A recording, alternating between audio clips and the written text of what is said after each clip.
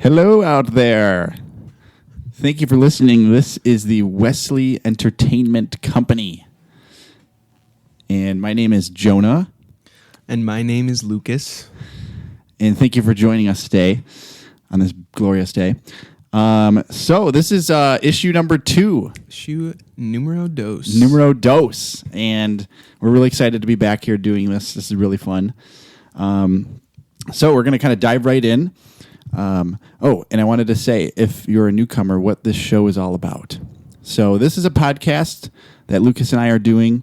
It's basically like an art appreciation podcast. So we're going to talk about movies we like, music, and comic books, and some regular novels and books as well. So pretty much anything in that realm, we're going to be talking about it. And we want you to get on the action too. So we're going to kind of talk about what we'll be watching and reading in the future. And if you want to follow along, you should do that. That would be awesome. That would be awesome. So we wanted to say that we are going to actually change our name. Yep. We made it this far, and it's just time. I think it's just time. It's time, yeah. We've had enough time to sit with that. So, so that's it. So, can I get a little drum roll? Oh, yeah. Okay, drummer? Ready? Okay, yeah. Okay, the new name of our show will be Wesley's Pop Culture Club. Nice.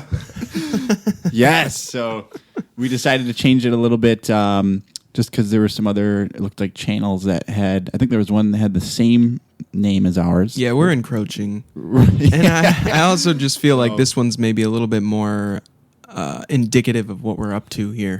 Exactly. I like that. Yeah. Pop Culture Club. So yeah. And just, wanted to say, again, thanks for tuning in our last giant size issue number 1. Yes. Thank you, everybody, for watching and listening. Yeah.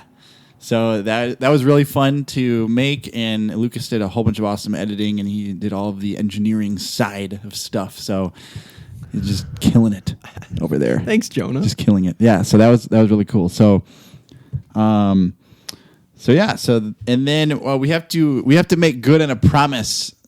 Yes. That you made last time. The people need to know, Jonah, how was the K-pop ramen? The K-pop ramen was pretty dang good. Was it? Nice. Yeah, it was.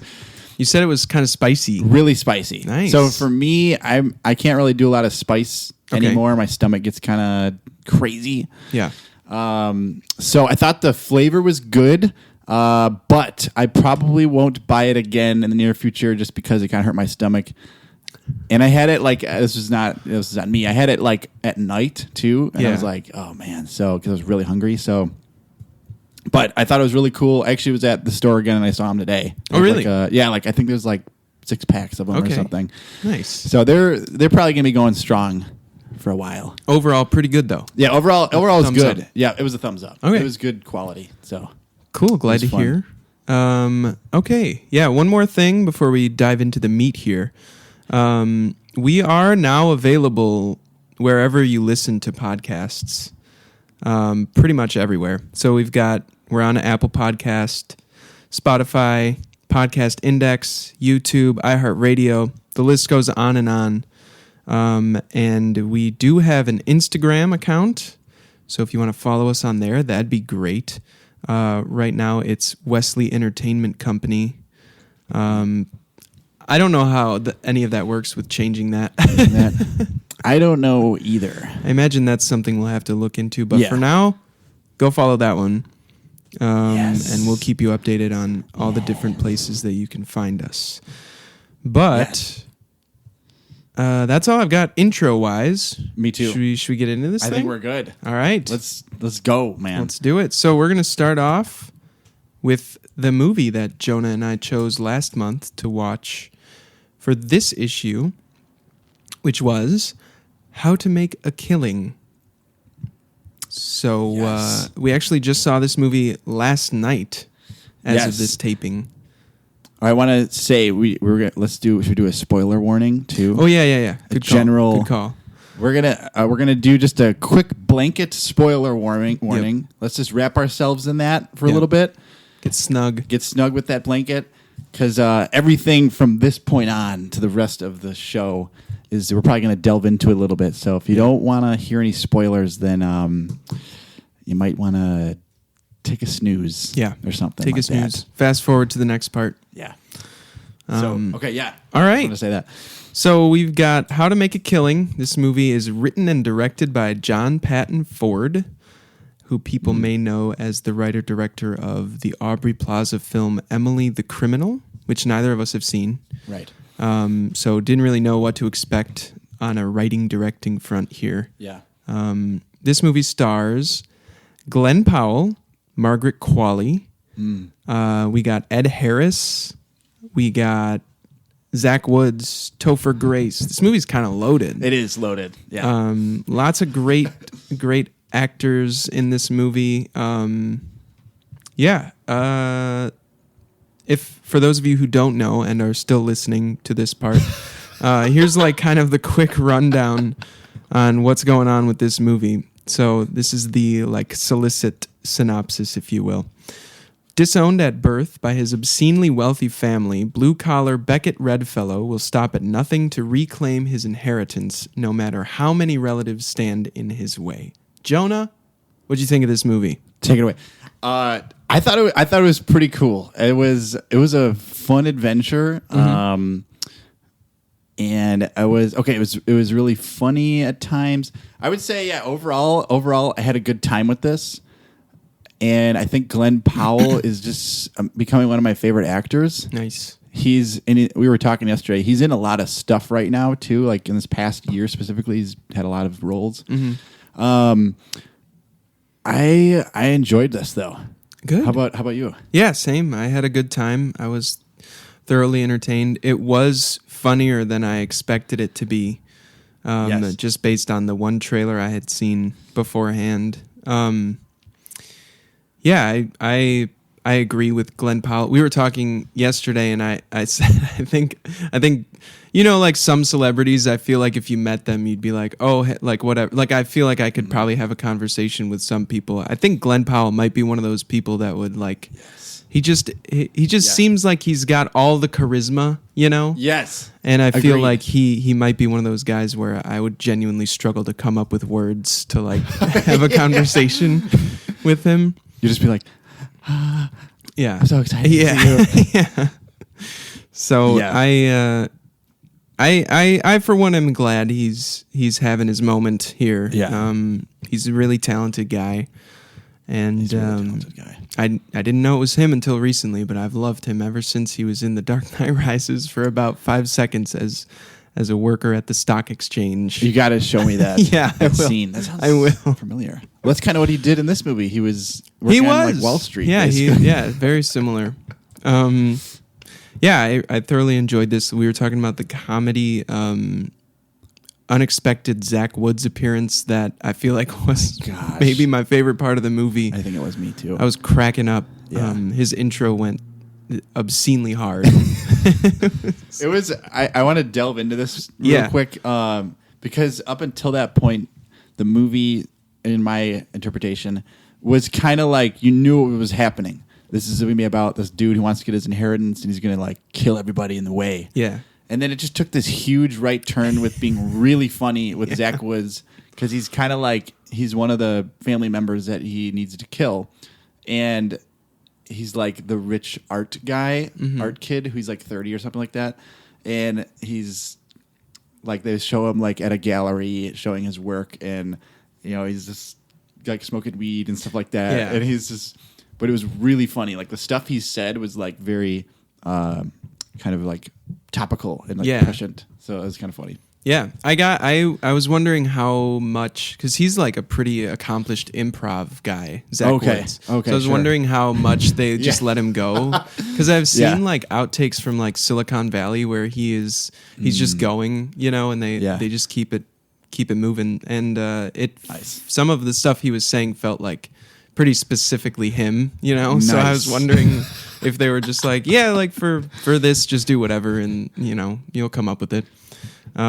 But Nice. yeah, that was great. The movie did like, so Glenn Powell's like hunting down his relatives, trying to like kill them all so that he can claim this inheritance the whole time. And I felt like we were talking about this yesterday, how sometimes you and I are both dudes who kind of like to have a guy to root for. Yes, You know what I we mean? are. Yeah. And he is like not a good guy Yes. in this movie, Bad Glenn Powell. dude. And they did this thing where it felt like they tried to make his relatives more unlikable than him. Okay. So like Interesting. for instance, we were talking about Zach Woods. He's kind of this like super pretentious like artist cousin that he has. His first victim is another cousin who is like this party animal kid. They try to make them like pretty much all dislikable except for his uncle, who gets him the Yes. job at the stock exchange, which I thought was a cool twist. Like it's like, okay, not everybody, you don't have to hate everybody in this movie, but Yes. yeah, it can be tough sometimes in a movie like that where there's like you're kind of rooting for him, but at the same time you're like, this guy's not a good guy, you know. And they also the movie does this interesting thing that starts you off at the end, sort of, Right. like almost the very end of the movie. He's got 4 hours until he's being executed, right? And so the movie is told in media res, kind of like he's telling his story to a priest. And so I felt like early on, I was like, it doesn't seem like they would just give this away like this. Yeah. So in my head, I was like kind of predicting things. And I was like, Okay. well, I feel like someone's going to have to get him out, you know, because like they're going to catch us Sure. up and then something else is going to happen. Otherwise, it would just be like kind of a bleak end, and maybe like deserved, but, you know, bleak overall. What are your thoughts? I that's a really good point.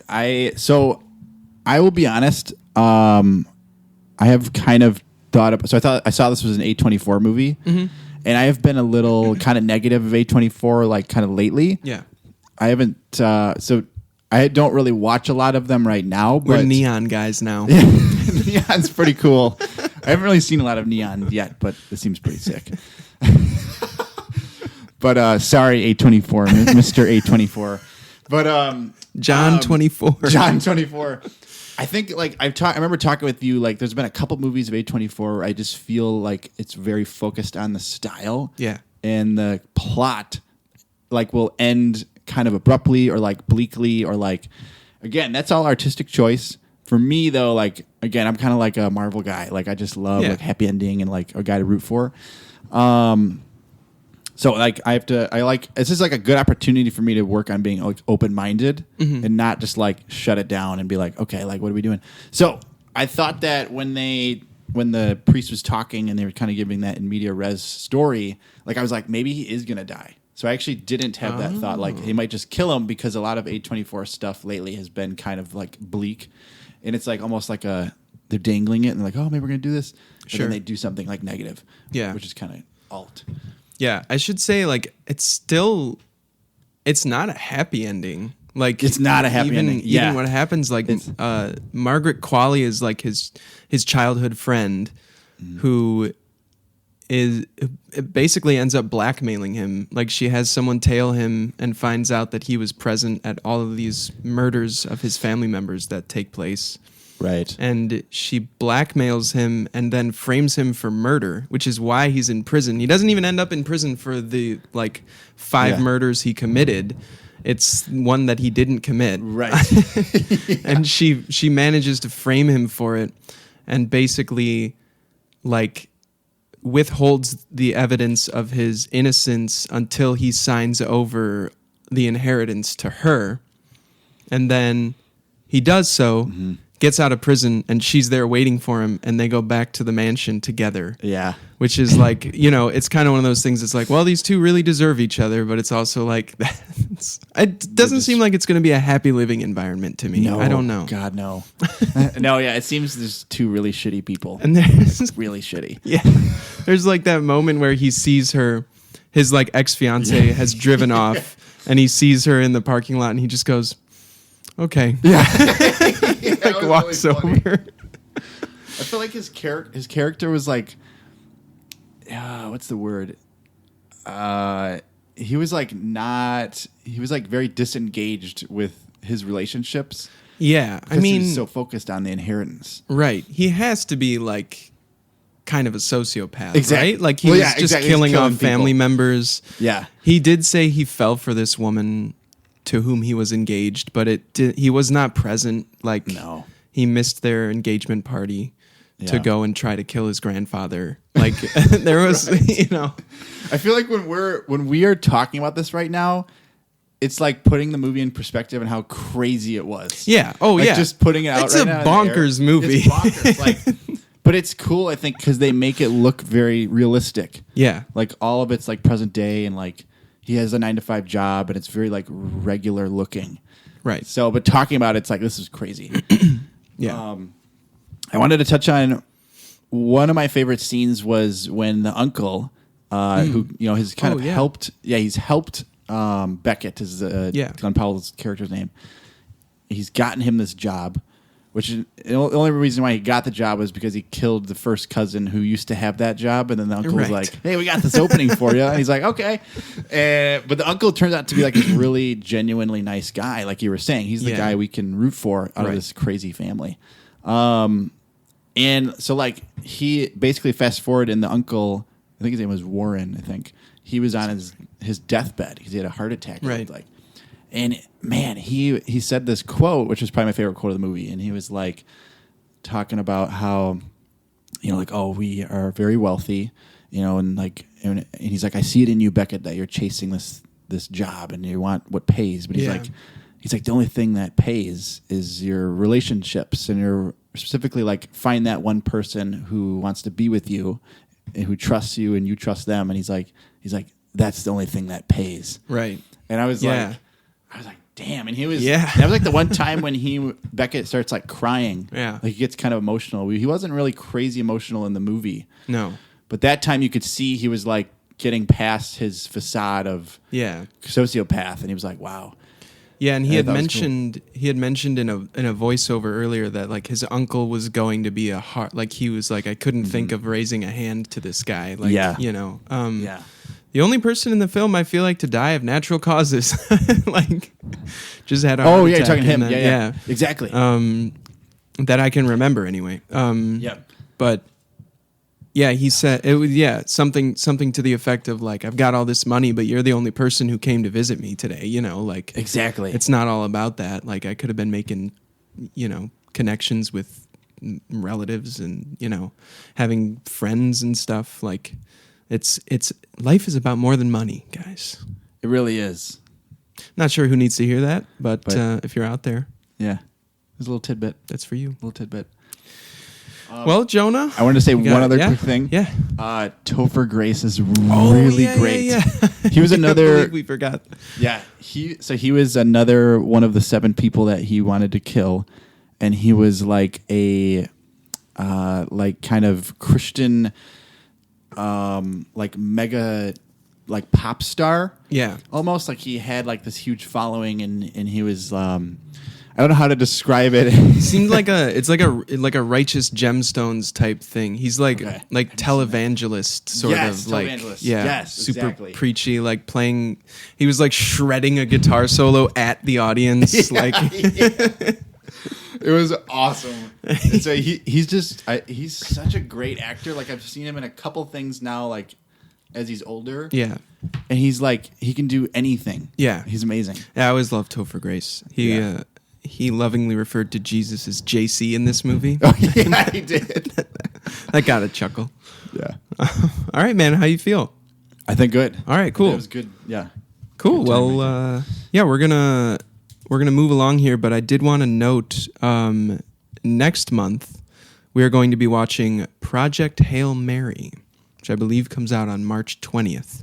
So it'll probably be a similar deal where we'll watch that and then record sometime after that, and then all of our issues do come out on the last Friday of the month, so that one will be the 27th, I guess. 27th come out. Okay, yeah, that sounds right. That sounds right to me. That sounds right.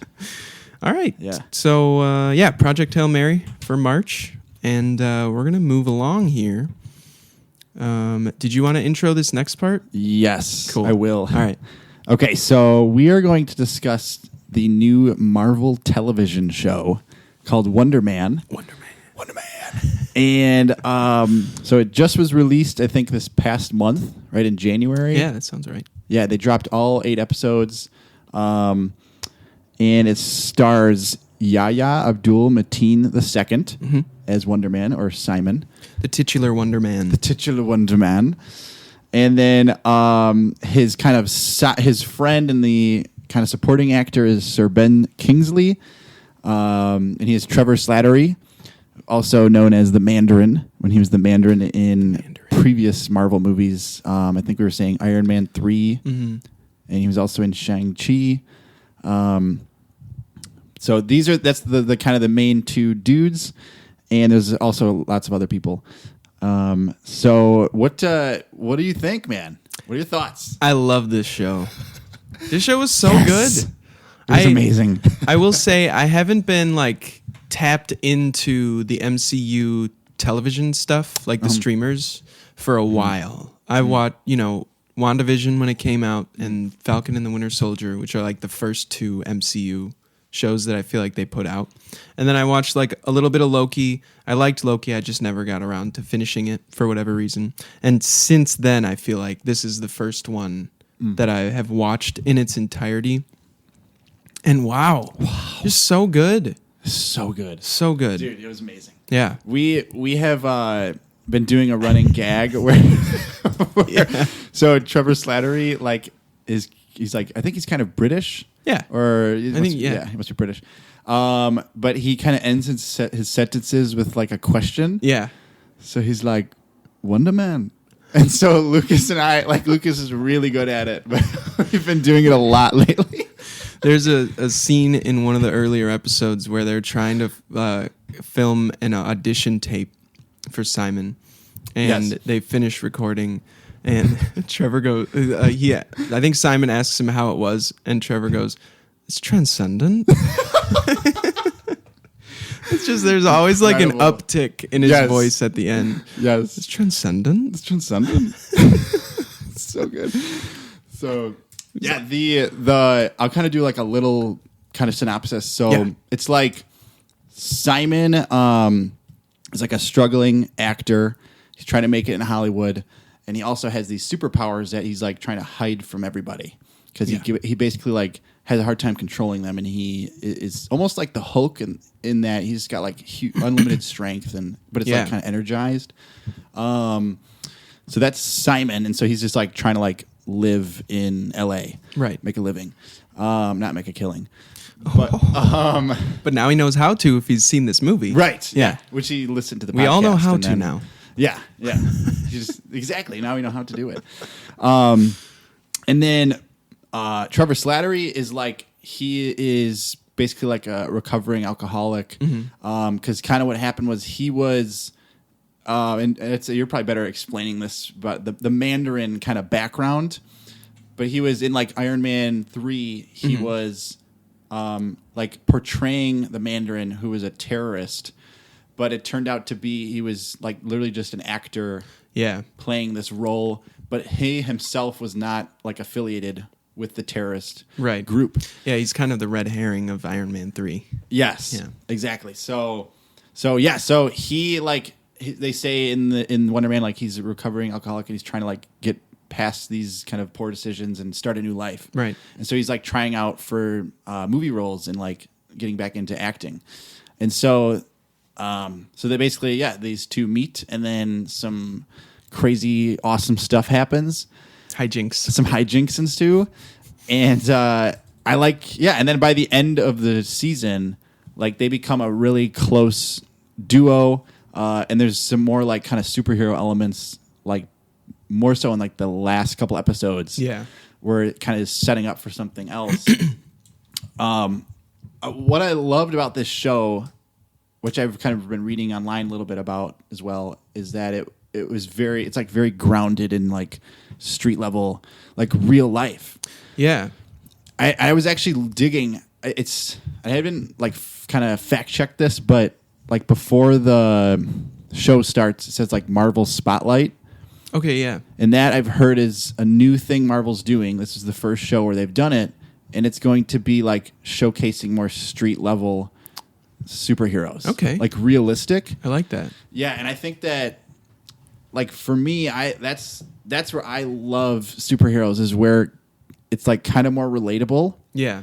But there's still this magical realism happening. Right.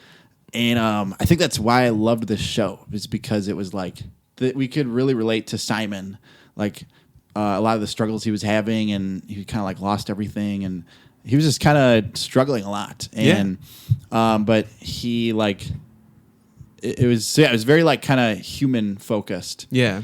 And I feel like the superhero stuff was kind of like just kind of in the background. Yes. It was kind of interesting. Yeah, that's one of the things that I really liked about this, is that it's like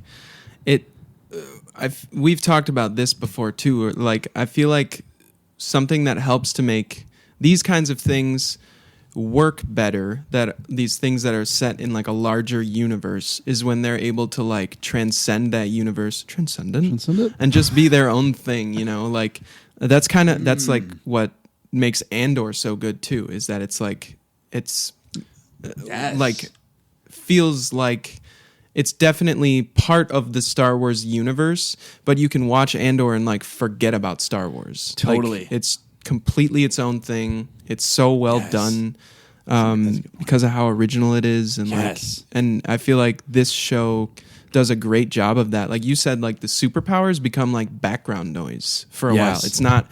That's like secondary. I'm more interested in like his relationship with Trevor Slattery, and like, is he going to get the role in this film? You know, it's way more grounded, and like there's pretty constant references to like real Hollywood people. Forgot about that. Like Joe Pantoliano plays himself, and they talk about like McConaughey. They talk about Joseph Gordon-Levitt. Oh my gosh, yes, forgot about these specifics. There's all these like the real people that are mentioned by name, and you know, and just feels like I don't know, just makes it even more like. Also, it's cool that like those people exist as themselves in the MCU. I feel like that idea is like funny to me. That is awesome. But yeah, this show just rocks. It's incredible. Yeah, it was some of my favorite moments are. There's one of the episodes in particular where Simon and Trevor. So basically, like Simon saves Trevor from these like bandits that are like beating Trevor up. Okay, and he has to use his superpowers to like beat up these bad dudes. Yeah. So while he's doing that, this kid videotapes Simon doing that, and he's like, and Simon again is very like, he doesn't want anybody to know he has these powers, like even like family and stuff like that, and so. They're like, we got to track down that kid, because he had like a webcam or a GoPro, and a webcam. That's old. A webcam. He had a GoPro, and so they're like, they try to like chase him. So I think I'm getting a couple things confused in my head, but anyways, they find this dude, and he like blackmails them, right? And they're like, he's like, I'm gonna give you this tape if you can get back this motorcycle that my like used to be friend stole from me. So basically they go to this friend's house, and this whole scene's really funny because it looks like they like kind of break into the house, and it's all these like kind of college age kids, and it looks like they're like making like drugs, but they're really just making this like candy, like this like Mexican candy, which is really good. I've had like candy like it, and it's like spicy. And like Simon is just like, what is this? Like he's like we're gonna bust you. And Trevor's like kind of freaking out. But then like everybody's really like nice. And then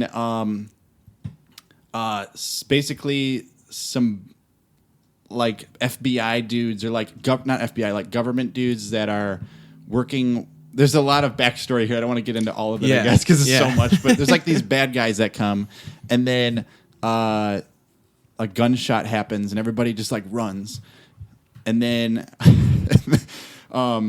basically then there's like so it's like a cool chase scene, and it's very comedically done. But then Trevor and Simon like run to their car, and they're like, let's go, and then it just cuts, and then No, it's actually they cut and then I think I'm getting two things confused. But just the chase scene in the car is like really funny. Oh like, yeah, like where they're just like Trevor's driving, I think, and he like is like I can't do this. But I'm also thinking of the scene where when they first see him, see the kid, that sort of thing, and they're like, we gotta get him, let's go. It's like they say let's go, they cut it, and then they're immediately stuck in traffic and they right can't away. Do anything.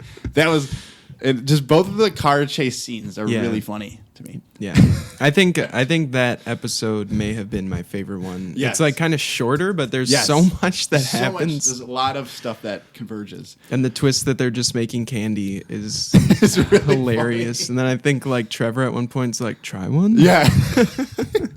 And this time he's like, "No, I'm not gonna do it." I think the doorman episode is nuts. Oh yeah, that's like a class. I think it's gonna go down as a classic. That was so crazy. It was crazy. So good. But it was cool because it was all in black and white. Everything else is in color. Yeah. And then we learned that like this dude, the doorman, had some affiliation with Simon. Because I remember Simon mentions the character's name. Who I can't remember what his name is. Yeah, I think he was just emphasizing that because of this doorman dude, they instituted a law. That's what it was. That people in entertainment were not allowed to have superpowers. Exactly. So like people with superpowers are legally not allowed to act in things and stuff, which is why it like goes into him being like super afraid that anyone will find out that he has these superpowers because he's trying to get this part in this movie. Mm-hmm. So it was like, what was his name? I'm trying to look too. That was a very crazy episode, though. It's kind of a flashback that explains why this is something that people are so worried about. DeMar Davis. Yes. Dude, okay. So also the bit with Josh Gad. Oh, my God. So funny. And it's like, again, just Josh Gad. He's being himself. And he's basically the doorman works at this club, and he's the doorman there. And but at this point, he has a superpower where anybody can transport through him, right? As he is actually a physical like doorway, which is very cool. Double entendre with the name there, yes, because he actually was a doorman, right? Who is now a door, exactly, man. Yeah, and so like Josh Gad. There's just a point where he's like DJing in this club and he's playing like Frozen songs, like Olaf songs. Olaf, yeah. And he's like singing and he's like drunk and stuff, and it's really funny. But I wrote down here, Josh Gad, Imagine Dragons. Oh yes, that was we were trying to remember this other day where he was like, it's some song by Imagine Dragons. It's radioactive. Radioactive. What does he say? He's like, this is the most important song in our generation. Of the 2000s or something. It was awesome. So good. The comedy is incredible in the show. It's amazing. It is really, really a nonstop show, and with a good ending too. Felt like it like incredible. Wrapped it up. They're kind of, I don't know. They set things up for him to be around in the future, but it didn't feel like annoying in the way that they did. Like yes, he was able to break Trevor out of prison, which I think everybody was rooting for. See where like How to Make a Killing didn't allow me to like Glenn Powell. Like it didn't make me empathize with him. I was able to, even though like the entire time Trevor Slattery is lying to Simon until like the last episode or two episodes, when he tells him like he's been working undercover,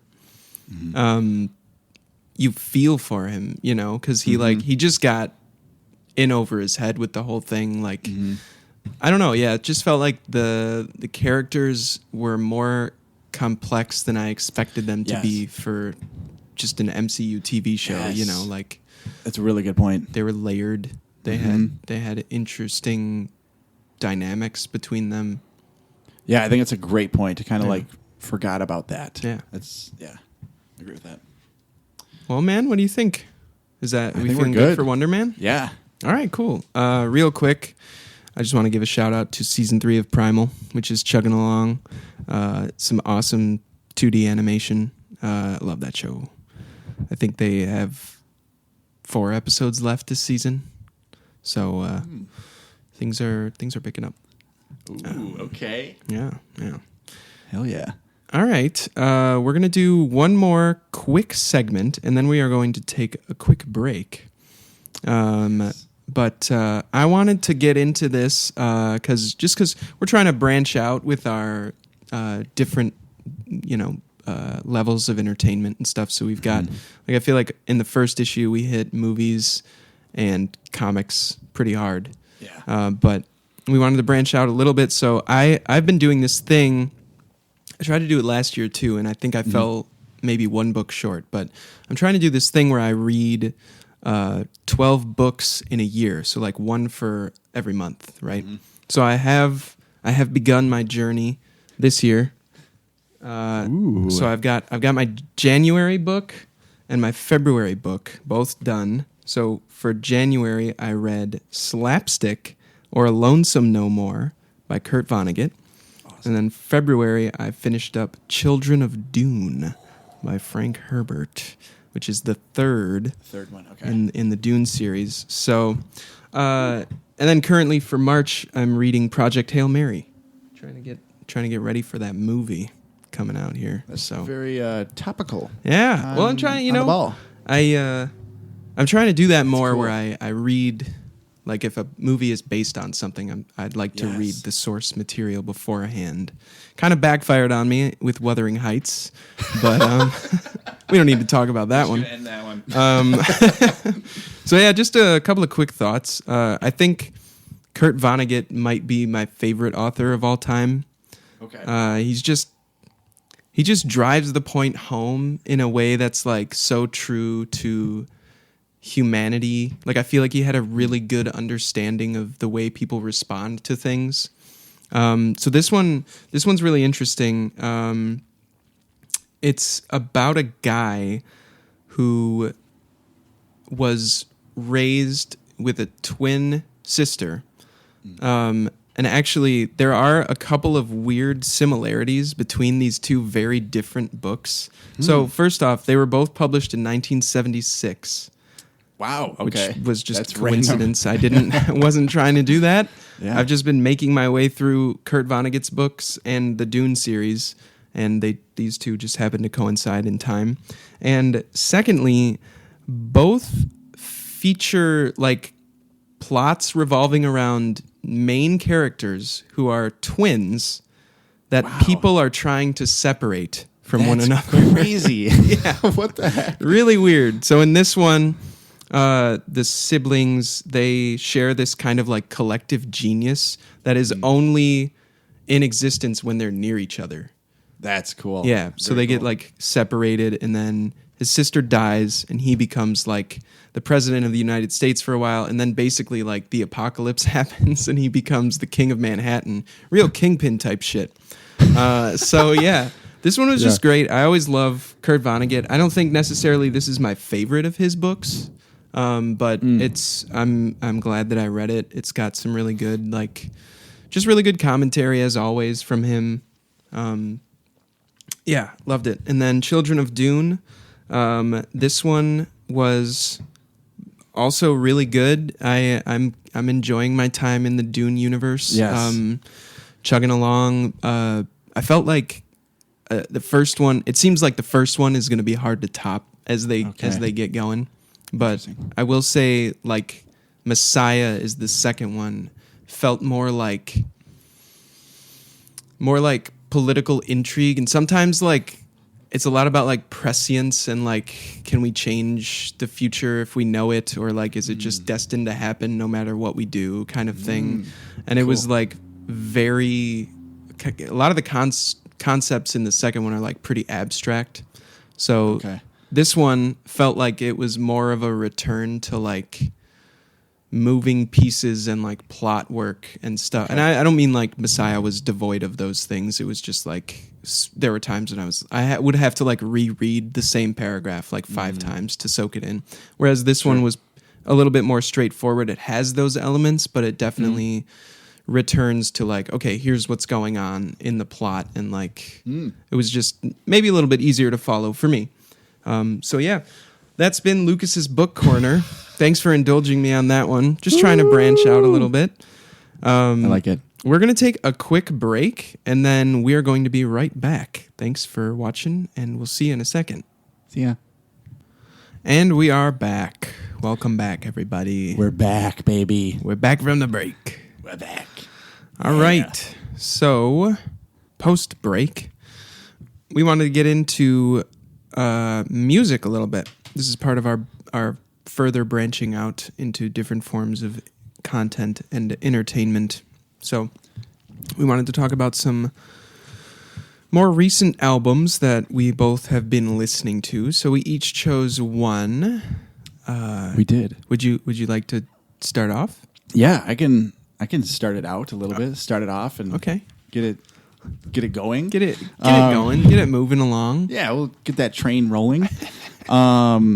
So I picked the artist is Hayley Williams of Paramore fame.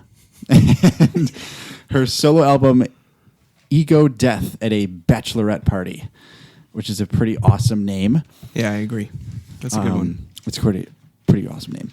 So just a little background I wanted to give. So it was released on November 7th of last year.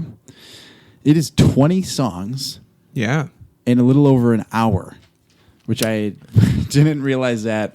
I was surprised when I saw that. Yeah, when you made the pick, I looked into it and I was like, wow, this is a decent length album here. Yes. It was pretty long. Pretty long. It was a long album. But it's quite good also. It was quite good. They're so good at that. Thank you. Yeah, I didn't realize that it was that long. It also had 4 Grammy nominations. Whoa. Including Best Alternative Music Album. Nice. It was kind of part of the reason I wanted to look at it, because I kind of looked at those Grammy nominations a little bit, but I also like Hayley Williams. Really haven't listened to a lot of Paramore and her solo stuff as a whole, but I did I know a couple of Paramore songs I would listen to when I was younger. I was just it's hard not to. Yeah, I feel like it's hard. Pretty essential soundtrack to our lives at a certain point, you know. Totes my goes. Would you say, you said she was nominated for Best Alternative Album? Yes. Would you say that's one you pay attention to more than others, maybe, that category? Yeah, I don't pay attention to the Grammys that much, to be honest with you. Same. But if I look and I give it 2 minutes of my time, I usually will look at Album of the Year first. Okay. And then I'll I think that's what I did. Then I looked at alternative. I think that was pretty much it. Okay. Yeah. Very cool. Yeah. Do you like to check it out, or not that much? I am not really. We talked kind of a little bit last month about award shows and kind of how they can be at times, but I do feel like the Grammys in particular, for whatever reason, there's just so much stuff out there that I don't know, and I just feel like a lot of it gets overlooked, and it's easy to feel that way too with the Oscars and stuff. So I think there's a lot of shortcomings with those kinds of things. But I don't really know why. I feel like the Grammys for me is one of the bigger offenders. They're I don't know. I think it's I don't know. Yeah, I just don't. I don't always find myself paying much attention to it. Yeah. No, I get that.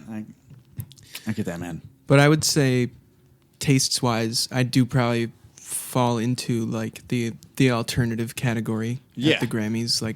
Sometimes I will notice an album that I liked has been nominated in that cat. It's usually in that category, I feel like. Right. Yeah, me too. Yeah, if there is one. Yeah.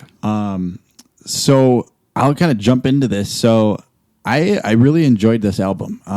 It was pretty hard hitting. I wrote down it's very the lyrics are really introspective. There's a lot of kind of talk about depression and anxiety. A lot of political stuff, religious stuff. she really goes like everywhere. But her songwriting is really, really impressive. Like I wrote down some lyrics. I basically kind of picked 3 songs I wanted to talk about. They were my faves, and I'll kind of like give a little time to each. But so I'm gonna first start out with track 2, Glum, which was really cool. So the chorus I wrote, she wrote, but I wrote it down. Do you ever feel so alone that you could implode and no one would know? And I was like, wow. But she sings it very like hopefully. Like, yeah. It's like, do you ever know? Yeah. Like it's like really catchy and it's so good. I feel like that's why I like Hayley Williams is because she's able to capture like poignant lyrics, sad stuff, but make it really either energized or fun. Yeah. And it's just like a cool dichotomy. I do always like music like that. Pretty much always, I should say. That's, sounds positive, but is sad or like kind of disturbing even at times. Like, I don't know why this is always the example that comes to mind, but like White Winter Hymnal by Fleet Foxes has like some crazy lyrics. Right. But it sounds like Crazy. such a happy, like Christmassy song, It does. Yeah. Yeah. The lyrics are crazy in that song. Yeah. Very violent. Yeah. So that song's really cool. Yeah, I like that one. I like that one a lot. Next one, Mirtazapine. Nice. It was my favorite one. Dude, me too. Really? Yeah. Hashtag same. Dude, that thing slaps, dude. It really does. So I wrote driving drums and guitar. The guitar riff is really sick. A little more energy because there's a lot of kind of in that album. This is track 5, so you're still pretty early. Again, there were 20 tracks. So it kind of like, I think it was kind of like chill at that point, and this is like, I think the first kind of banger. Yeah. From what I remember. I just kind of looked up, mirtazapine is an antidepressant. I actually was using genius.com. Nice. To kind of look at some lyrics. And we like going on there, reading the annotations. Yeah, that is fun to do. So that was an antidepressant, which I didn't realize. And then, so the chorus is mirtazapine, you make me eat, you make me sleep. Mirtazapine, you let me dream, you let me dream. Aha. At the end. Aha. But that song, that chorus is so good. Like, it's so catchy. But I thought like there was a little annotation there that somebody wrote, and I kind of was thinking this a little too when listening. But it was like, this is like helping her. Like I'm not sure if this is her actual, about her exactly, but the person she's writing about, it's helping them. The antidepressant is helping them get through the day, and then like you let me dream, like perhaps you let me like sleep actually, but also like dream, like, create that life that I want. Right. Like to have goals and stuff. Yeah. Like, yeah. So, that was, I just liked that message. So that was good. That's some good stuff. Yeah. I like a good belter. That was a belter. Like she is going for it. She on really that track. Yeah. She is so good. Like, it'd be really cool to revisit more of the Paramore, like older stuff. But I feel like, I'm thinking like Riot is one of the big albums. I think that's like late 2000s or something. Like in that realm roughly. And that's like 20 years ago. Yeah. And like, I think she's like 36 or something. Okay. Like roughly in that range. So she's already has so much experience with music, but obviously like in life too, she writes about a lot of struggles. So, I mean, it's like, she's got like so much more time. I feel like she's going to get even better as we go on. She's going to keep belting. She's going to keep belting. It's going to be awesome. Last one we'll do, I'm trying to stick on my schedule, is Parachute. Okay, yeah. Oh, God, that was good. I wrote, this song slaps with 2 exclamation points. Wow, not just one? 2. 2. We got 2 right now. Okay. Yes. So this was number 18. So this is near the end. Yes, later in the album. And okay, so this chorus is so good. So I'm going to read this to you right now. Okay. Please do. So it says, I thought you were going to catch me. I thought you were going to catch me. I never stopped falling for you. Now I know better. Never let me leave home without a parachute. Are you kidding me right now? Are you serious? I could not be more serious. What the? This is like so. I just love this because, I just related to this a lot. Like, you think someone else is going to save you, but you got to save yourself, my guy. Yep. You know what I'm saying? You got to save yourself. And this is like, we've heard this kind of concept before, but I thought this was such a cool, like, metaphor to like have the parachute. There's so many kind of double meanings where it's like, I thought you were going to catch me, and then like, I never stopped falling for you. That's like a or like a double meaning. Right. She's like literally falling, but now she needs to remember to have her own parachute so she can like take care of herself. I thought that is like some awesome poetry right there. Like the lyricism is incredible. And I think, one really quick thing.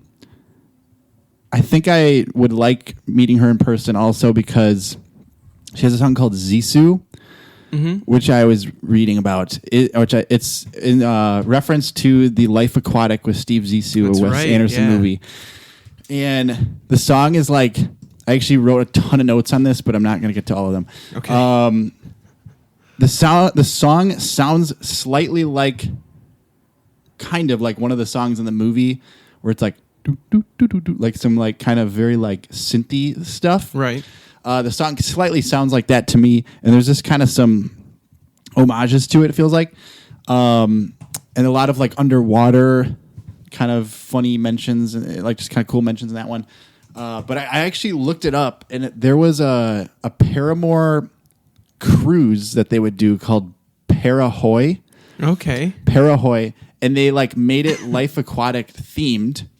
And it was like fans could go on this cruise with Paramore, and they would just like play. What? Yeah, so like this is like apparently a huge thing in like Paramore lore.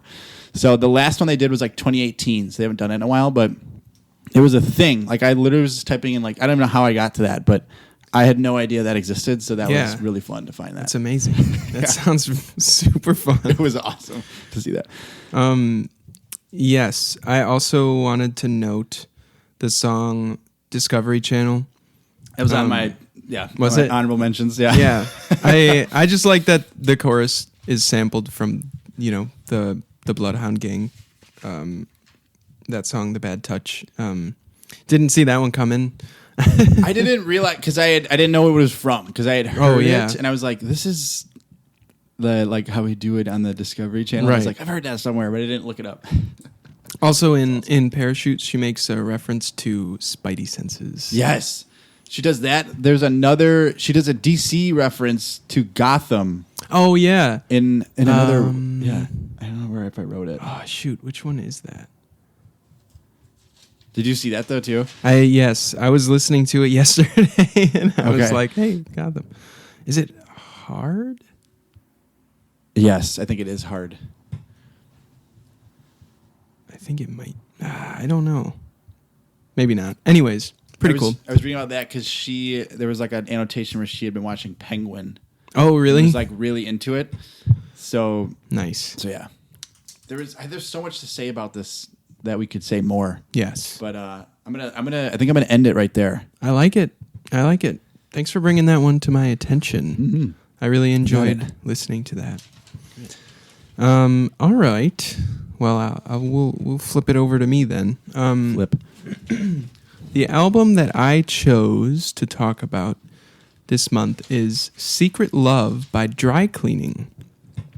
Now, I haven't done too much research into the background on this album. I do know it's produced by Kate LeBon, which is pretty cool. She's a Welsh musician of note. She's got some pretty good stuff out there. Okay, I've that heard of song, I think it's called "Are You With Me Now." I feel like most people would probably know that one. Sounds familiar. It's produced by Kate LeBon. I did also there's an interesting section here on their Wikipedia page about the background and recording of the album, and it's got a cameo from a guy who we like a lot. It says, after a performance at Chicago's Pitchfork Music Festival in 2022, Dry Cleaning were greeted by Wilco frontman Jeff Tweedy backstage. Oh, awesome. Oh, cool. Who was a fan and invited them to visit his nearby studio, The Loft. So I found out the little bit of research that I did do on this album is that some of the demos for it and maybe some stuff that eventually ended up on the album was recorded at The Loft. That's cool. Yeah. Wow. It's a little... Very cool. We're both pretty big Wilco fans, Yes. I would say. Wilco. We love Wilco. So that's a cool little background for you. But I would say about this album, it's very like post-punk, and there's a lot of the vocals mainly are like spoken word. You know, there is some singing, but for the most part, I think it's just kind of like poetry being read over cool instrumentals, and I had been looking for like an album that had come out, you know, at this point we're like a month and a half into the year, you know, but I wanted to try and find something from somewhere in that space. And so I was just looking at new releases, and I have heard of Dry Cleaning before. I know their song Her Hippo. It's from their last album maybe. And so yeah, I was like, okay, I've heard of this band. I want to check out this album. And right away, like the first song had me at like, I was like, okay, let's go. So good. Let's go. This one's a little bit shorter than the Hayley Williams one. We're at 41 minutes and there's 11 songs.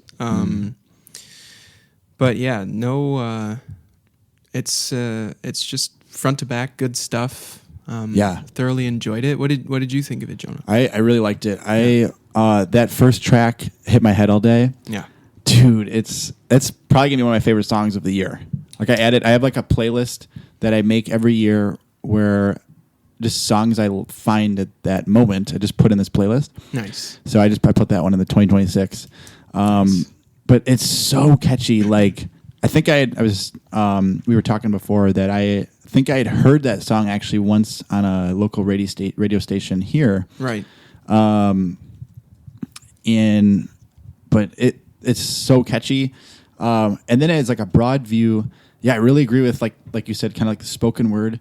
I thought this was like a really cool, like kind of more experimental type album because of the spoken word. I haven't really listened to a lot of that kind of vibe. Right. It actually reminded me, I wanted to mention this. So I have my grandma had this huge jazz collection of records. And after she passed, I just took some of them as a keepsake, and I grabbed this one. The dude's name is Ken Nordine. Okay. And the album is called Word Jazz. Okay. And it's like literally like he's just talking about really like crazy fantastical stuff that happens. Like he's telling these really cool stories. And there's like awesome jazz music in the background. And this reminded me of that like instantly. Yeah. But so just a little random thing, but I thought I think like they made an amazing album, and I feel like they're gonna probably take off a little bit. Definitely, like a little bit more. Yeah, I hope so. I hope so too. I feel like it would be a cool outfit to see live. Yes. You know? Yeah, I would see them. I should mention too. What do I want to say here? I don't know. I don't remember what I was going to say. Yeah, it's just a good album. I really like that spoken word delivery is kind of newer for me too. Like I don't listen to a ton of music that is like that, but I've found it to be like I think the thing with that is I like it as long as also the music is good, you know? Yes, that's a good point. And they delivered. They deliver it. The instrumentation on this album is really solid. Yeah, there was a couple that just kind of reminding me. There was a couple of really cool drumming parts. I remember I liked kind of some like bangers. Yeah, like kind of like middle towards the end. But I also wanted to mention the lyricism was hilarious at times. Yeah. There's some really, there's one like just about sex. Yeah. There's another one about like talcum powder. Like, do you remember when she's like, open me? Like, I don't think this one was sexual, but she was like, I'm a talcum powder container. Open me. Yeah, like, that doesn't sound sexual at all. Really funny. It might be sexual. It was really funny though. Like, there's a part of me that doesn't want everything to be really sexual, but I just know that it's going to happen. Sometimes it's going to happen. I'm looking at the lyrics now to hit my head all day, and onion, carrots, and celery. Wait, what? In one of the verses, yeah. What's the context? Like, what's the before and afters? We've got, when I was a child, I wanted to drive a horse, onions, carrots, and celery. Excuse me, amazing. What? I'm using makeup. I think the way, like, the way she delivers it too. It's like, excuse me. Yeah. I'm using makeup. Yeah. Like, it's really, it's really funny. Yeah. I'm glad I was able to find this album. It's definitely a good one. What made you pick this one? I just was looking into albums that came out this year so far. Oh, okay. So far. Okay. Yeah, I think it was just like a giant list on Wikipedia. Really? So was it kind of like, you just kind of like randomly? Yeah. I just I looked for like people I knew, I guess. Yeah. Like, I think They Might Be Giants just put out an EP. I listened to that one too. But that's only cool. it's like 3 songs or something. Yeah, it's kind of shorter. Yeah. Also, Andrew Bird has a new song for that show, The Pit. Really? Okay. Mm-hmm. Yeah. That is cool. I've not listened to that. Yeah. We like Andrew Bird as well. Yeah, we love Andrew Bird. Yeah. Like a lot. It's pretty short. I feel like it's less than 2 minutes. I mean, it's made for a TV show, so that probably factored into that maybe, but it's good. Have you watched The Pit? No. I haven't yet, but I've been told it's really, really good. Yeah, I've heard a lot of good things about it. I hope to watch it one day. Mm-hmm. We'll see. One day when I get big. Yeah. I will do it. All right. Yay. I think that's I think I'm done stumbling my way through music now. No, I think those were 2 really good albums. Yeah. I I agree. Nice job. Yeah. Good picks for sure. Mm-hmm. All right, should we move on to our final segment? The final segment. Yeah. All So right. what is the final segment? I forgot what it is. Final segment is you and I talking about comic books. What the frick is happening? I had no idea we were going to do that. Really? No idea. So we did it last month, though. We did? Yeah, we talked about comic books at the end of the show. That's not ringing any bells for me. Yeah. I don't even know what a comic book is, but... Oh, no. No, I'm just kind of going along with it. Okay. Yeah. Well, this is probably going to go very poorly then. Yeah, I think it will. Okay. But we could try it, all right? Let's try it. Let's try it out. Let's try it. All right, I got to get under my books here. Okay. Vamp for me. So let's vamp it up, Vampirella. Thanks for doing that. Yep. Vampirella, baby. Vampirella, baby. All right. Okay, should we just dive? Let's just dive. Let's dive it. Straight through it. Not at I'm talking a straight downward angle. Really, like up and down. Yeah. Just down. How deep is it? 4 or 5. Really? Yeah. Just 4 or 5? 4 or 5. Wow. Easy. I think we got it. Easy. When we go like this, and then we immediately just flatten. Yeah. Like, we're really good at doing that. That's what I plan on doing. That's what you're going to do? Okay. Yeah. I've been practicing for a little while. Okay. So we could try it out. Let's see. Yeah, let's see what we got. All right. Dude, so, all right. So we're going to start out with Absolute Batman. Number 16. This is really cool. We set up our cross cameras. Yeah, if you've got access to YouTube, we're on there with the video. Yep. Yeah, we got the video videos on there. With the videos.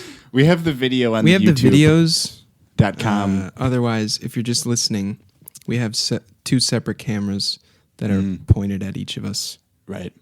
I'm going to look at this one Let me try and get in yours. There it is. Hi. All right, so go ahead. Okay, so we got Absolute Batman number 16. Dude, this is just a bonkers. Just every time I look at this, I'm just reminded of the series as a whole. Yeah. This is a bonkers series that I think is probably going to get cemented as a kind of legendary series. Yeah. But I'm going to show something. I read something. We can do it for journalistic purposes. Okay. So I'm just going to show. This is really cool, 2-page thing at the beginning. This is so awesome. So it is really cool. Isn't that cool? Yeah. Pretty cool. So, okay. So kind of where we're at is Bruce is basically meeting with Absolute Wonder Woman. So we know that there's this absolute universe happening where you have multiple characters and they have their own runs happening. But this is the second crossover between the two. Yes. Because the first one was in the previous Absolute Wonder Woman issue. Mm-hmm. So they crossed over in there, which Lucas has read that one. Yes, I have. Mm-hmm. Mm-hmm. He's all in. Mm-hmm. He's all in. Oh, it's not on. Oh, here. DC all in. He's all in on the all in stuff. DC all in. Yeah. So they meet, and I believe the thought process of Bruce is that, hey, my buddies, but also kind of specifically Waylon the Croc. Now he is Crocodile. Can you? They got turned into these horrible creatures, or are all effed up real bad. So he's just yo, Diana, can you just help me with this? You got some magic stuff we can do? And can you take me to another realm possibly? And she's like, I'm going to take you to another realm actually. Yeah. So that's where they go. I can deliver upon that. Yes. Yeah. And I thought it was cool that they met in this museum. Yeah. Wasn't that kind of too. silly? He has the amulet. He could have summoned her anywhere, but he went to the museum. Wait, I don't know if there was. Oh, I see it. Yeah, the little amulet guy. A particular reason for that, or it kind of felt random. Well, let's see. I think what's happening is because he goes to see his friends who literally hate him.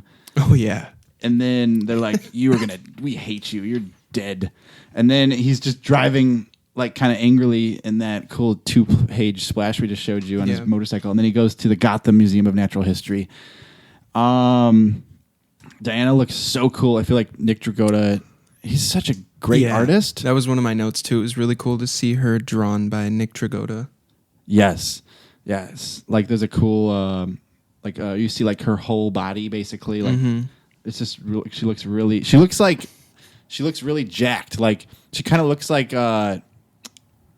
Absolute Batmanified almost. Right. Yeah. It seems like they've given her the Absolute Batman treatment. I don't want to comment on anybody's appearance, but her thighs are fucking huge. I was just say her legs are huge. It's insane. Yeah. That's crazy. That's it's awesome. She's been Absolute Batmanified. Yes. So they kind of go on this cool journey in this kind of other realm. And I want to say this. So this is a really funny issue. Yeah.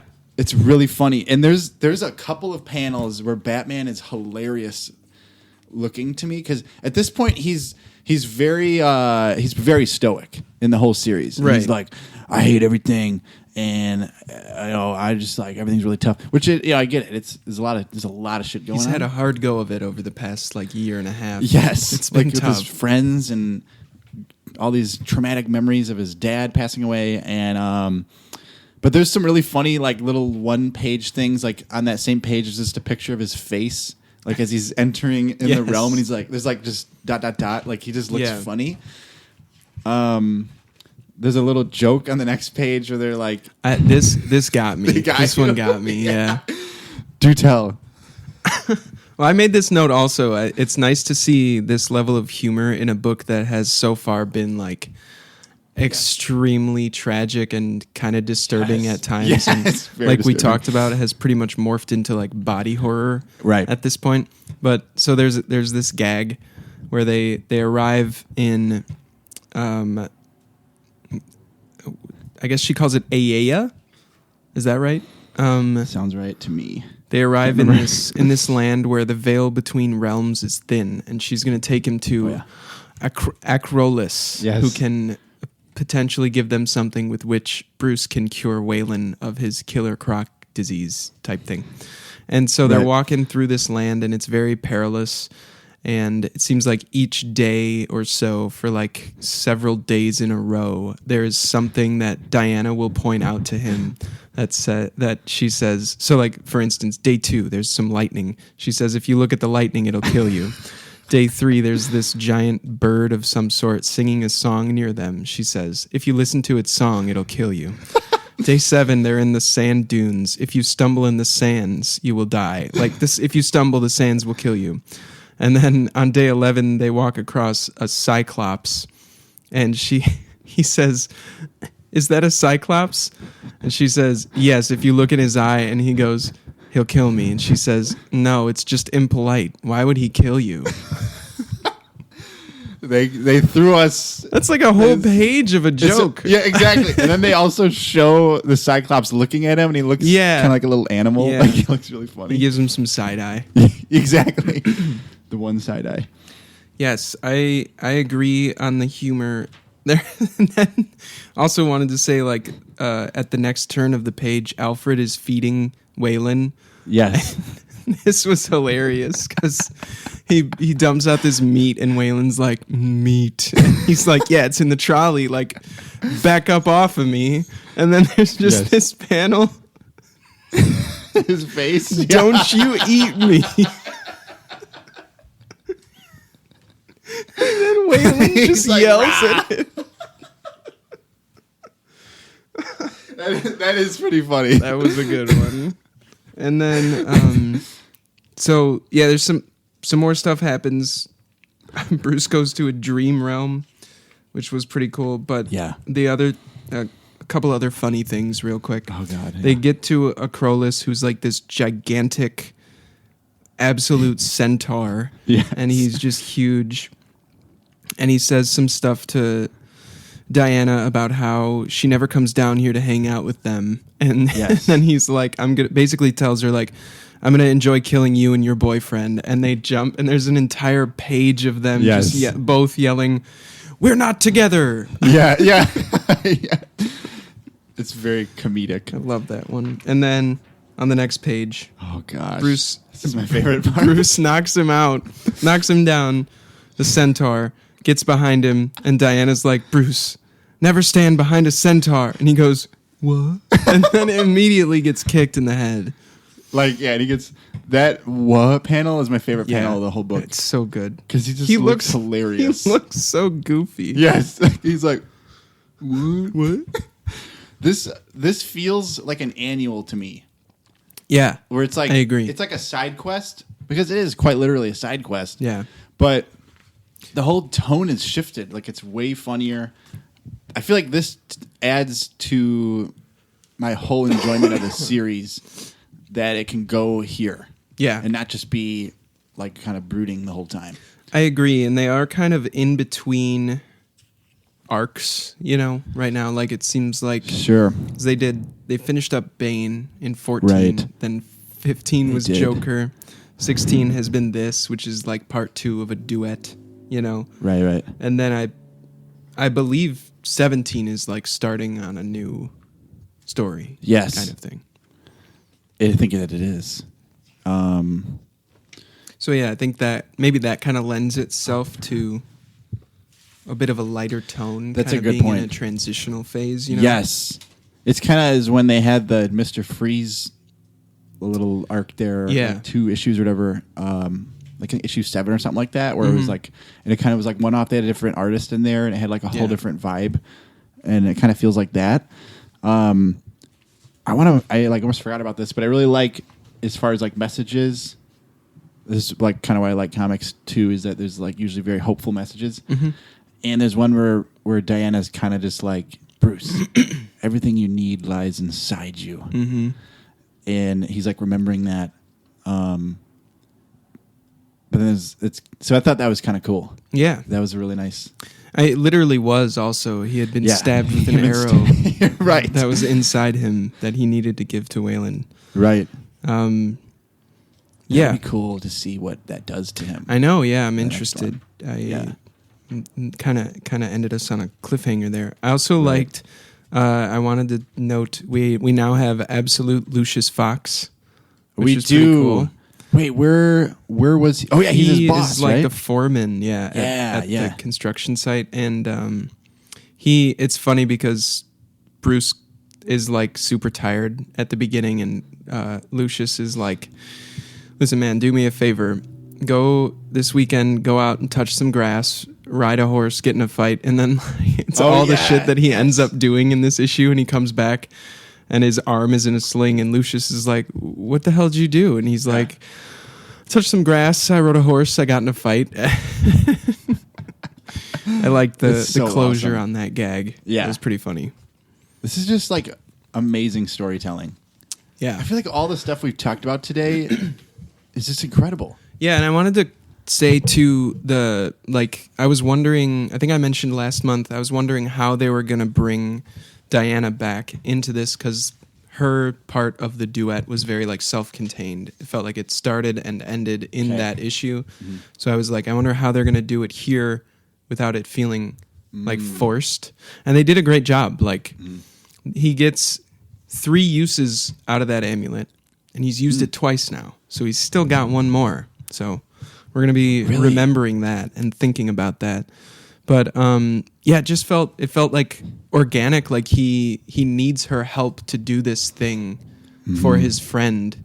And he feels like he has this like guilt and responsibility kind of thing going on for the stuff that happened to all of his friends as a result of the bad hombre, Bane. The bad hombre. It felt like a natural way to like bring her back rather than just him being like, I have this thing, I should use it. I don't know. So when does he get the amulet? Because I don't remember this. In her part of the duet. Oh, see, I didn't read that one. Yeah. So it would be Absolute Wonder Woman 15. Okay. Yeah. She gives him an amulet and says all he has to do is touch it with his bare skin and say, I demand an audience with Diana of the Wild Isle or something. Sweet. Yeah. Yes. Okay. I think I remember you telling me this now in the past. Cool. Okay. Yeah. Okay, that was the bats. That's a wrap for the bats. Batty Ice. Oh, that one got him. That one got him good. Okay, so we got... All right, you introduce this next one. All right. Coming at you live. We got, for our next issue, the Infernal Hulk, number 3. And we actually... different covers. We have different covers, so hold that up for a little longer. I'll cut, and we'll show both of them. Okay. Yeah. Wait, I just have the A cover. You got the A cover. Do you know which one that is? I wrote it down. I think it's C. Yeah, C? it's C. Okay, this cool. is the Phil Noto. Oh, nice. I really like this cover a lot. Yeah. We saw it at the store. I like that one as well. Yeah. So, we're diving in. Infernal Hulk number 3. Okay. We got Philip Kennedy Johnson at the helm. Yep, helmet. Doing the writing. I like this issue because there are different artists, different art styles, like combining. Yes. So penciling, we got Kev Walker and Nick Klein, and then inkers Cam Smith and Nick Klein, colorists Matthew Wilson and Nick Klein. Nick Klein's just this guy's tearing it getting up. it done. He's just tearing it up. And then over there. doing the letters, VC's Corey Pettit. Pettit? I got no idea. No idea. Sorry, Corey. We love Great you, job, though. The letters look awesome. Yes. I actually made a note of the Nick Klein thing. Yeah. This guy's a powerhouse. He's involved in like everything besides lettering and writing. Right. That's crazy. Yeah. Like I've never seen that before. Penciling, inking, coloring. Did the cover. Mm-hmm. Or the cover, the one I have, I think. The 8 cover. Yeah. Yeah, pretty insane. Jonah? Dude. What were your thoughts on Infernal Hulk number 3? Dude, this was my favorite, actually. Favorite one so far? Of all these 3? Of this month. Wow. Of this month. Nice. I just, dude, like, Oh man. The question is why. That's always the hard part. Why? Why? So I just felt like the story kept advancing. Oh, we finally got to learn more about David. Mm-hmm. It's not Bruce. It's David. He's as an alias. Yes. And then so we learn, and then also like his wife or girlfriend. I can't remember, but they're partners. Heather, and she's got some shit going on. Yes. So she's got a lot of traumatic PTSD happening. Yeah. This was. It looks like this was from the first run, the Incredible Hulk that these guys did like recently. Yes. Which we did not read that. Right. We're kind of playing catch up here. Yeah, and mustard. I don't play mustard. Whoa. That's the name of the episode. Yes. I don't play mustard. That was good. That was awesome. So, oh man, the art, like you said, the art's really cool. I'm sorry, I'm having a hard time. No, that's okay. I wanted to real quick cover my own ass from last month. I said something about David Banner, and I was pretty certain that there was a David Banner out there. David Banner is the Hulk's alter ego in the Incredible Hulk TV show. Sure. From the 70s, I believe, with Lou Ferrigno. Really cool. Okay, cool. Yeah. Cool. So that's where that came from. His father's name, which I think I said David Banner might be his father. His father's name is Brian Banner. Okay. Yeah. Well, that is... Thank you for that information. Yes. So now we know. So the more we learn, you know. This is about learning. Yeah. Yeah, I have a note here that just says Betty going through it. Seems like she is kind of struggling to adjust to being human again. Because apparently she also was possessed by this thing that then possessed Bruce and eventually tore him from the Hulk to create two separate identities. Yes. Which is, I really like the premise of this book. Like as a whole, like... I just like that. I agree with that. It's super cool. Like the kind of going along with that, like on Bruce's side, 'cause we get this. There's a big element of the Avengers coming into this. Yeah. So like Tony Stark, aka Iron Man, he's like texting Bruce, and he's like basically like, "Why are you ignoring me?" Like, and they're also like, "We need your help to take out this Infernal Hulk, like the Hulk. Like this guy's killing. Like I think he mentions he like wipes out like a military base. Yeah. So he's just going off the rails, and they know like Bruce is the only guy who can stop him. But Bruce is kind of sworn off, like being a Hulk or like getting involved with this. Yeah. Tony calls him a sniveling coward and small. And it gets to the point where Reed goes, Tony. Yeah. and then Bruce says he's earned a little cowardice. Yeah, he does say that. So yeah, he's just completely trying to remove himself from the situation. Yes. And it seems like he kind of has his hands full maybe anyway with everything that's going on at home. Yeah.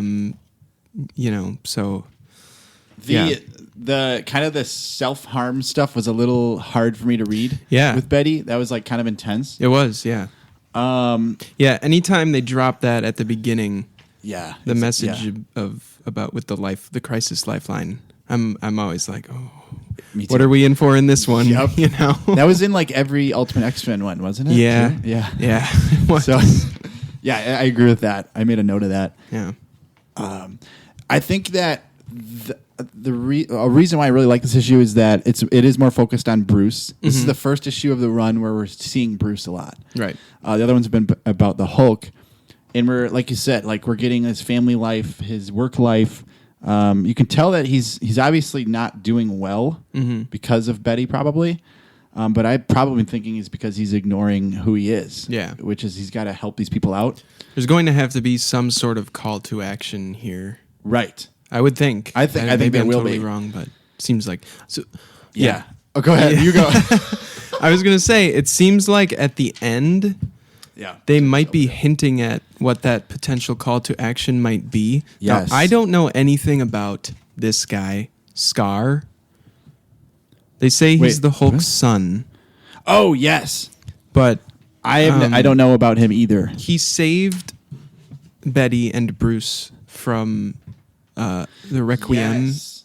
realm or whatever. Yep. When Eldest Here we go. took over the body of the Hulk, the Hulk's son saved them. And it's interesting. It was an interesting choice to end with a panel of him because he hadn't really been in the issue other than in that flashback. And it's while Bruce is getting texts from Tony and Reed saying, you might not have asked for this, but you did create this thing because you couldn't sort your crap out with your monster. Now it's everyone's monster. And if your Hulk is really gone, we are truly doomed. And you see this shot of Scar. And so I'm wondering if maybe the plan is to somehow link Bruce up with Scar. Yeah, I think that makes sense. So I will come clean. I did not realize that was Scar at the end there. Oh, okay. I didn't make that connection. But that I think is totally right because they show him earlier, like you said. Right. And because obviously it can't be Bruce because he's ripped from being the Hulk. Yeah. So, yeah, I think they're going to get linked. And this picture, unbelievable. So cool.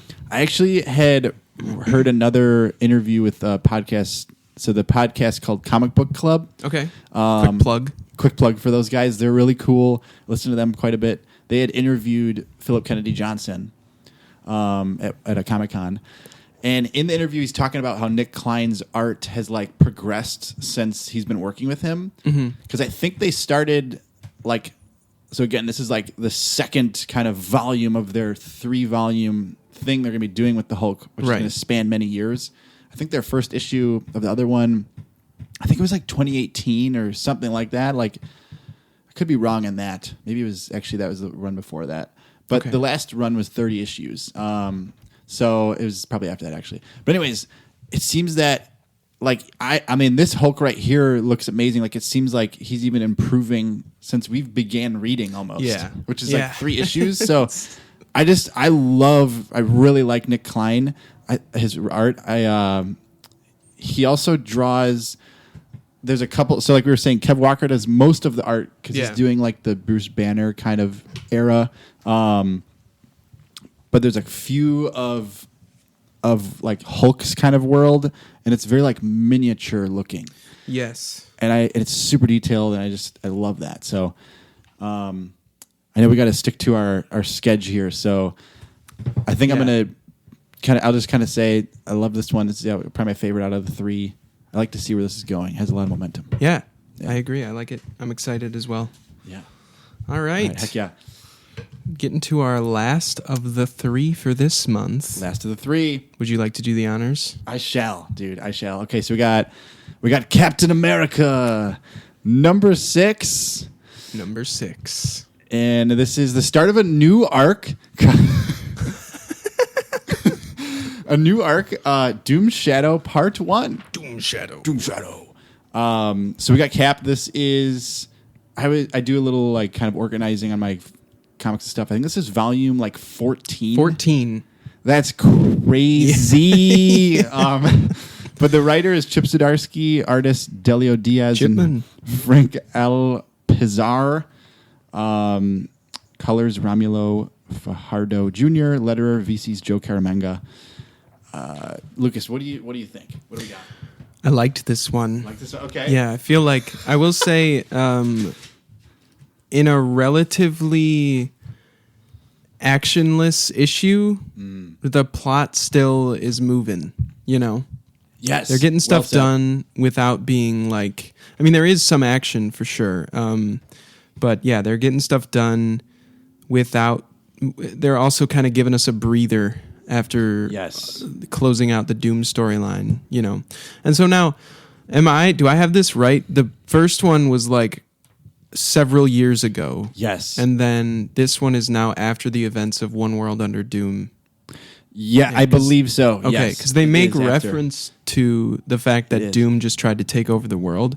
But I'm that's just Tuesday for him. You know what I mean? That could have been, they could be referring to anything. So yeah, no, I think that it is It is in a timeline right now. Okay. Yeah. So we're like present day then. This is present day. Okay. The only thing that I actually wrote down for this issue is in capital letters. I wrote Red Hulk. Yes, dude. I think I wrote about Red Hulk too. So. Nice. I just love seeing that guy in comics. Dude, same, he's- dude. Which just picture fun. are you looking at? Oh, I think I know This which one at the end. Is it this guy? Yeah. Dude, that is So just cool. epic as But heck. I do like the one earlier on. It's less Yes. Red Hulky, but where Ross is looking into the mirror and you see Yes. the smile and the shining eye That is of epic. Red Hulk. I think That's it's on some like the first crazy page or shite. something. Yeah. Yeah. Second page. That's super cool. Mm-hmm.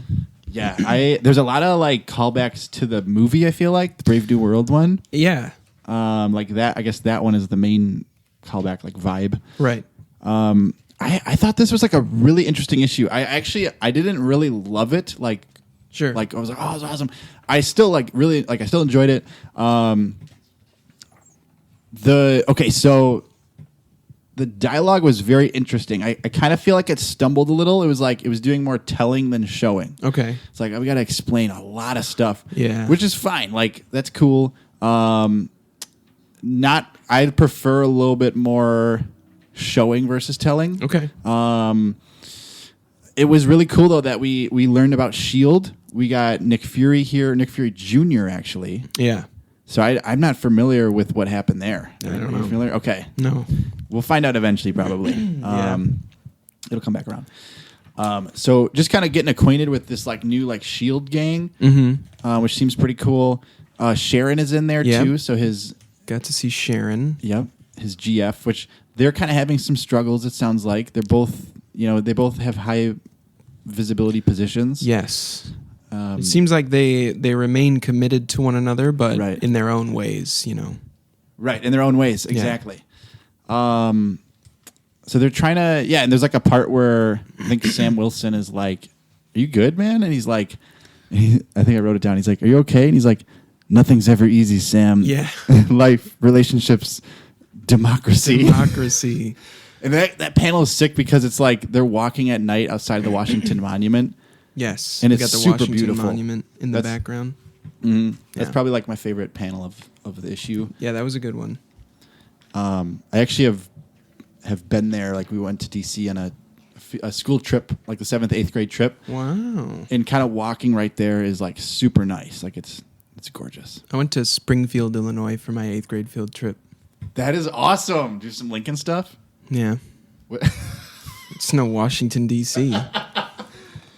did you what did you see? House. We saw House. House. House MD. Hugh Laurie was there. Oh shoot. Yeah, it was crazy. That guy's nuts. Yeah. Okay, one thing I noticed here. So this is kind of unrelated, but I don't know why I did this, but there was a lot of ads in this particular issue. Okay, yeah. So I wrote it down. There were 10 pages of ads and 22 pages of story. Now I don't know if that's regular or what, but I just remember thinking because a lot of times I'll put the ad on this page, and so it was like towards the end there was like everyone was like that, and I was like, dude. So I'm not gonna make a judgment on it because I don't know what that means, but I was just like, there's a lot of ads. But anyways, I thought we got a lot of Shield stuff going on. Yeah. And where does this? Oh yeah, it ends with So basically, this ending is sick. Yeah. Like Hulk is like, okay. So can you remind me? Because they're going to Latveria. Right. Why are they going to Latveria again? To secure, they're trying to locate and secure weapons of mass destruction, basically, that Doom may have left behind. Nice. Before these warring factions get their hands on them. Right. Yeah. Because it's kind of like it's like a mess right now because he's gone. Right. Yeah. He's Which- left a vacuum. He's left a vacuum. So basically, like Shield. So Steve and these new dudes that he's with, who he's very like worried about the girl. What was the character's name? Red Widow? Yeah. he's very like paranoid of her. Yeah. He's like, Nick, like, I don't trust her. I don't know about that one. Yeah. So I think something might be going on there. But yeah, they get to Latveria and Hulk is like fucking everything up, and he's like, and if anybody wishes to get in the way of that, well, Hulk smash. Smash. It was like, oh shoot. We love a Hulk smash. We love a Hulk smash here. I wanted to say, isn't it kind of, maybe this point has been made before, isn't it kind of interesting that Captain America works for S.H.I.E.L.D. and his primary weapon is his shield? It's pretty sick. That's pretty cool. Isn't that cool though? No, Yeah. I like that a lot. Yeah. I think that I actually remember seeing there was like an ad. There was another ad. I think it was like Chips, because Chip Zdarsky's been doing a lot of variant covers. Oh yeah, I saw his name on the list in this one. Yeah, they look really cool. Like I haven't looked at all of them, but the ones I have seen are really nice, really cool. But there's one where I think he did it, where it was, or at least it was like an ad, where it was like talking about like who is the new Shield or something. Okay. And it has Cap's shield like wedged in the ground. Nice. And that was for this issue, an ad for number 6. So they did kind of touch on that. Yeah. On that thought that you had. So See, I knew I couldn't have been the only one. that's okay though. But yeah, All that right. was it. Okay, folks. That was the one. Well, hey, that's all we got. So we want to say thanks to everybody out there for listening. If you haven't listened to our gigantic first issue, go check that out. It's available wherever you get your podcasts, as will this be. We're talking Spotify, Apple Podcasts, whatever. Pretty much, if it's got podcasts on it, we're on there. And we wanted to re-emphasize, too, the name change coming next month. So we're going to be switching to Wesley's Pop Culture Club. And then just to reiterate, we're going to go see Project Hail Mary when that comes out in March. And we're going to talk about that on our 3rd issue. And if you'd like to read any comics along with us, next month we'll be talking more Absolute Batman, Infernal Hulk, and Captain America. So, Totally, man. Jonah, you got anything? No, I think that was it. So yeah, this was a really fun issue number 2, man. This was a great time. We love doing this, so we hope people like listening to it. Yeah. It's been a lot of fun so far. Yes. And awesome. Regardless of how anybody feels about it, we're going to keep chugging. Yeah. We're going to chug like a train. Yep. It's like a choo-choo train. Well, alrighty. Thanks everybody for listening. We love you all, and we will see you next month. Bye.